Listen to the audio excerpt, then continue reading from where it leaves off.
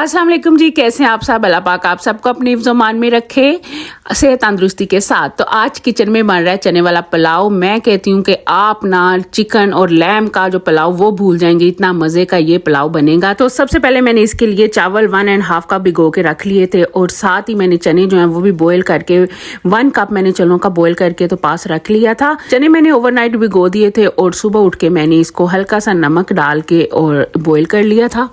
इसके साथ ही मैंने 4 टेबलस्पून योगर्ट के लिए उसके अंदर 1 टेबलस्पून दादरी मिर्ची, 1.5 टेबलस्पून नमक का डाला है, टेबलस्पून सूखा धनिया और 1 टीस्पून मैंने गरम मसाले का डाल के उनको मिक्स करके साइड पे रख लिया। इसके बाद मैंने 4-5 ग्रीन चिली लिए हैं और उनको कूट लिया अच्छी तरह, वो भी हम चावलों के अंदर डालेंगे। इसके बाद मैंने 2 मीडियम साइज के प्याज कट करके उनको 5 टेबलस्पून जो ऑयल है उसके